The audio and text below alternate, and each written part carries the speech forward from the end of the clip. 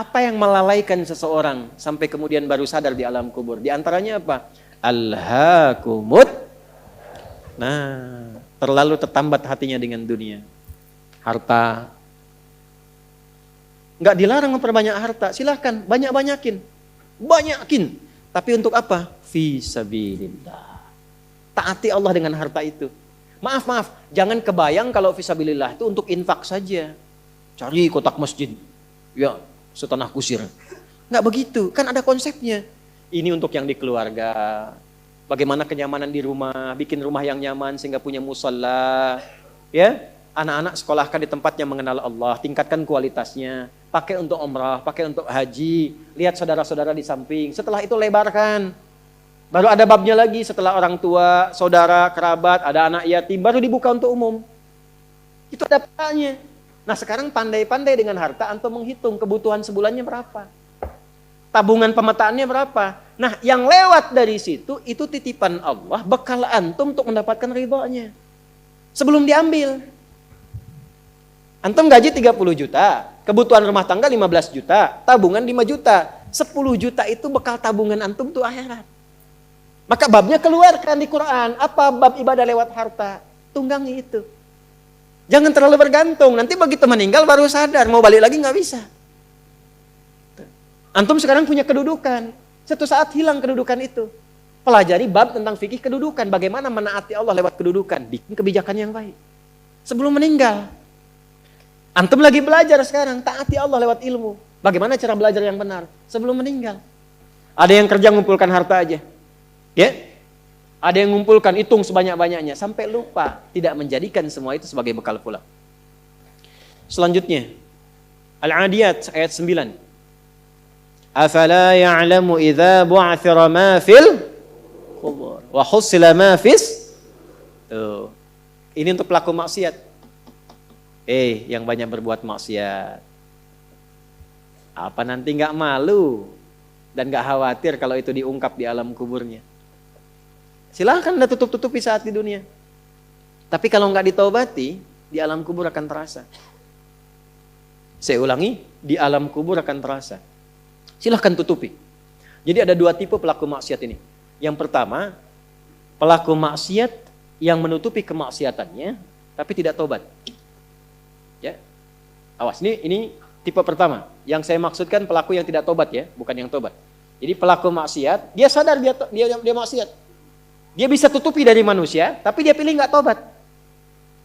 Nah ini nanti akan diungkap di alam kubur dan diberikan satu muqaddimah azab nerakanya. Yang kedua, pelaku maksiat yang sadar dengan maksiatnya dan secara terbuka dia bermaksiat karena merasa kuat dengan menunaikan atau mengerjakan perbuatan maksiat itu. Ya, nah itu dua tipe seperti itu. Turunlah kemudian surah Al-Adiyat ini salah satunya. Afala ya'lamu idza bu'athira ma fil qubur wa husila ma fis, akan diungkap suatu saat nanti. Kalaupun Anda tutupi. Tapi bagi yang terakhir, perhatikan baik-baik. Bagi yang merasa nyaman dengan kekuatannya, baik itu kedudukan ataupun harta, sehingga terang-terangan berbuat maksiat dan merasa tidak ada yang mampu untuk mencegahnya, itu saat masuk kuburnya langsung ditampakkan neraka pagi dan petangnya. Di surah Ghafir surah ke-40, ayat 46. An-naru yu'raduna 'alaiha ghuduwan wa 'ashiyya. Hati-hati. Ya, hati-hati. Wa yauma taqumus sa'atu adkhilu ala fir'auna asyaddal adzab. Jadi maaf, orang-orang yang maaf sekali gemar mengumpulkan hartanya untuk pamer saja, untuk mengoleksi dunia, tak pernah punya visi hidup untuk pulang, maka mesti hati-hati. Alhaakumut takatsur. Orang yang maksiat terbuka nggak mau sadar mesti hati-hati, ya, karena cara pulangnya itu berbeda. Teruskan. Quran surah Al-Infitar ayat keempat. Ketiga, kan 8 ya semua ya. Wa idzal quburu bu'thirat. Al-Infitar ayat keempat. Apabila yang dikubur itu sudah terungkap, terbuka semua. Maksudnya selesai. Terbelah. Ini kiamat. Jadi dikubur pun nggak selamanya. Ya. Ada yang pengen abadi di alam kubur? Tidak, nggak selamanya. Ya. Jadi kalau yang nikmat di alam kubur tadi, kan diberi kenikmatan ya, kenikmatan pembuka. Itu cuma mukadimah aja Pak Bu. Insya Allah nanti kalau sudah masuk kubur, ya Insya Allah mudah-mudahan dimuliakan. Itu kalau dapat kemuliaan, itu cuma pembuka. Itu cuma pembuka saja, mukadimah saja. Diberi kenikmatan melimpah, enak, istirahat, nyaman dan macam-macam, ya. Itu cuma pembuka aja. Nanti satu masa selesai di situ. Wa idzal quburu bu'tsirat. Selesai semuanya, balik kita ke alam lain, puncaknya ke akhirat. Nah, ayat ini Al-Infitar ayat yang keempat ingin menegaskan di alam kubur pun tidak abadi, pindah.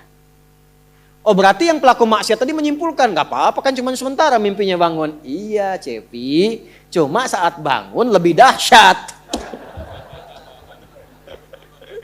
Jadi yang dimimpi keluar semua. Ya. Ya. Terus Quran surah Abasa. Ya, surah 80 ayat 21. Baik, pelan-pelan. Kalau tadi kan sudah diungkap ya, di kuburnya bagaimana, nikmatnya bagaimana, bahayanya bagaimana yang mengancam. Nah, sekarang kita akan masuk ke kubur tidak? Akan masuk tidak? Nah, maka di Abasa ini diingatkan. Quran surah 80 ayat 21. Tsumma amatahu fa'aqbarah.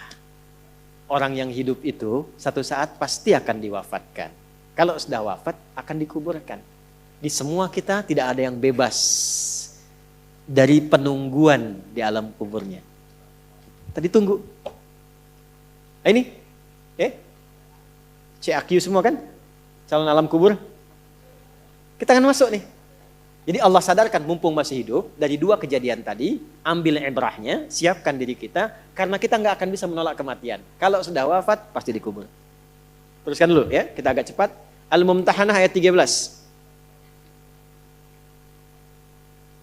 Sudah? Ini nyambung semua ayatnya, indah sekali. Jadi kalau kita sudah sadar, ini resiko kebaikan, ini resiko keburukan, dan kita tahu akan wafat, akan dikuburkan, bagaimana cara persiapannya? Supaya nggak lalai tadi ya.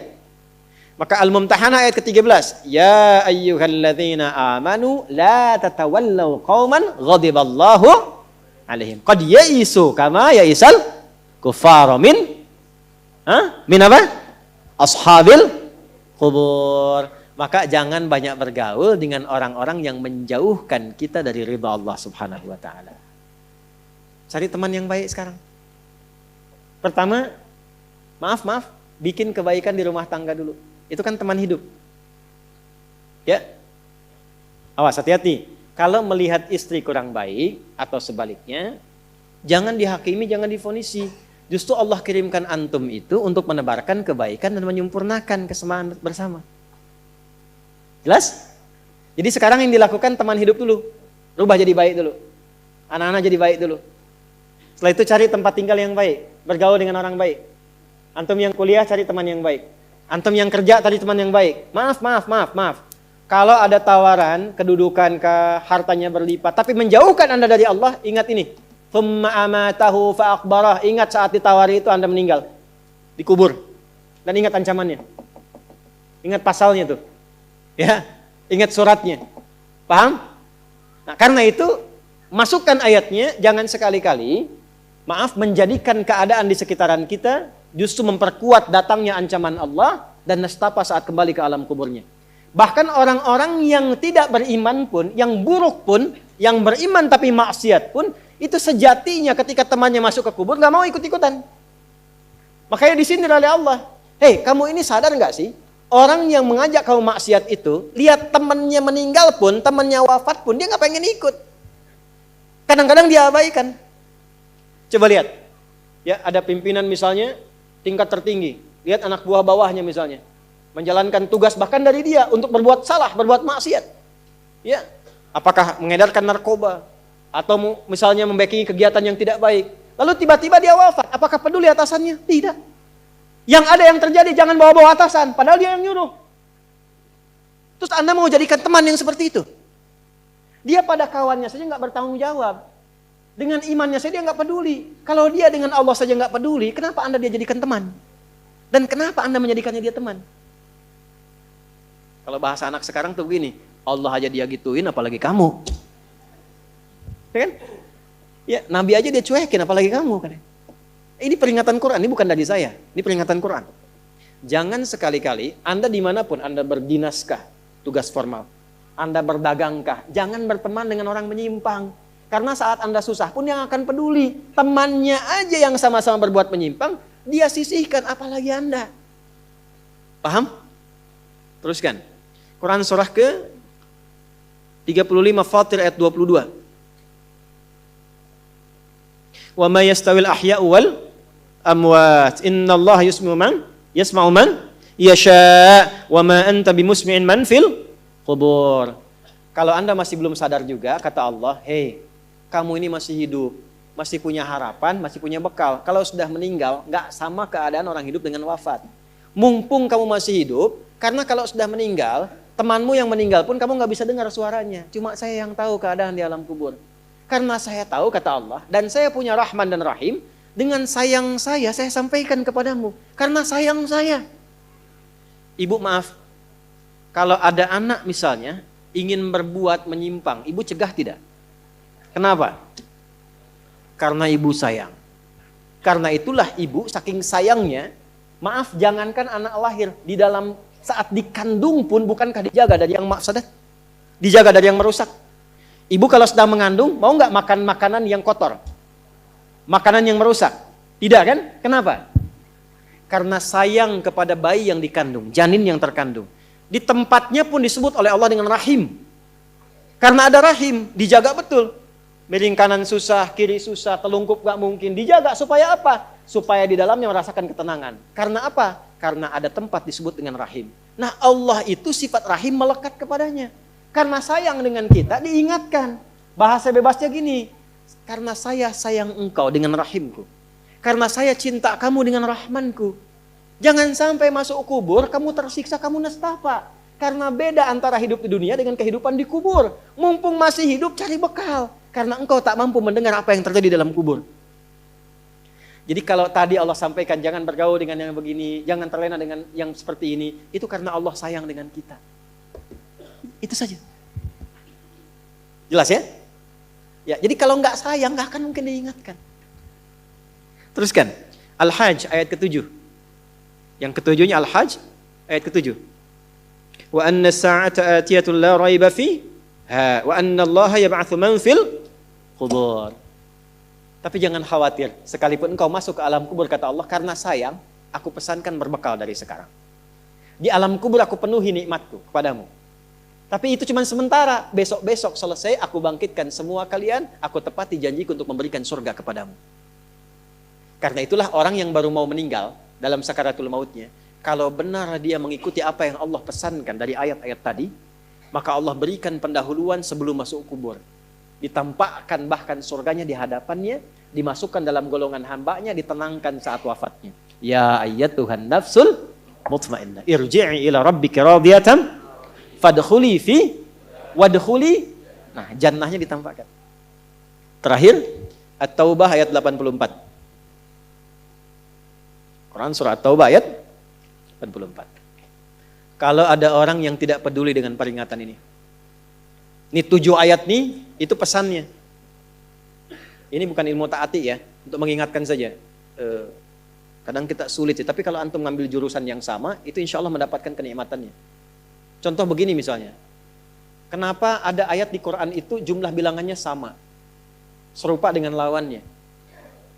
Malaikat disebutkan 88 kali, setan disebutkan 88 kali. Nah, lawan tugas malaikat itu setan. Malaikat membisikkan kebaikan, setan memprovokasi keburukan. Jumlahnya sama, karena setiap hari pun kita nggak akan bebas dari 2 bisikan itu, baik atau buruk. Nah ini, kenapa ayat pengingat alam kubur dan kehidupan dunia 7 kali? Salah satu pesannya adalah karena kita 7 hari beraktivitas selama hidup di bumi itu. Maka diingatkan setiap hari. Maka setiap hari itu mesti ingat kematian. Sebelum tidur istighfar, siap nggak bekalnya, lihat temannya, selamat nggak keluarganya. Ya, maaf sekali, saya berulang kali minta maaf nih. Ya, berulang kali. Ada seorang suami saleh, istrinya salehah luar biasa. Satu kali suaminya karena kelelahan, bangunnya agak terlambat. Alhamdulillah. Biasanya jam 3, ini setengah 4 bisa. Itu istrinya bangunkan sambil bersenandung. Pak, sayang, cepat bangun Pak. Perjalanan kita masih panjang. Sedangkan ajal semakin mendekat. Sedangkan para musafir sudah punya banyak bekal di depan kita. Kita mesti nyusul mereka. Bangun Pak. Itu Masya Allah kalau pakai bahasa Arab indah sekali. Pak, ajal itu mendekat kepada kita. Sedangkan perjalanan masih panjang. Teman-teman kita sudah di depan, bekalnya banyak sekali. Maksudnya apa? Teman-teman kita sudah ada yang hafal Quran, sholatnya nggak putus, malamnya banyak tahajud, puasanya nggak putus, sunnahnya dikerjakan. Kita ini, ya Allah, mau bangun tidur aja susah ya Allah. Mau tahajud aja susah. Sementara ajal datang semakin dekat. Pak, bangun Pak. Bangun Pak. Takutnya kita meninggal malam ini. Kita nggak bisa menyusul teman-teman kita yang sudah di depan. Itu istri bangunkan suaminya. Ada lagi yang suami mau kerja dibisikin istrinya. Pak, jangan sampai cari yang haram ya. Papa nggak bawa apa-apapun ke rumah di hari ini. Kami keluarga akan sabar. Mama akan tenangkan pada keluarga supaya sabar. Tapi Pak, kami nggak akan kuat merasakan sedetik pun di neraka jika Papa bawa yang haram ke rumah. Masya Allah. Nah ini disebutkan pengingat itu 7 kali. Di 7 ayat berbeda untuk mengingatkan setiap hari ingat wafat. Setiap hari ingat pulang. Setiap hari kita akan mengalami suasana di alam kubur. Jangan sampai meninggalkan dunia dalam keadaan yang terancam. Kalau masih nggak sadar juga dengan pengingat ini, muncul ayat ke-8. Muncul ayat ke-8.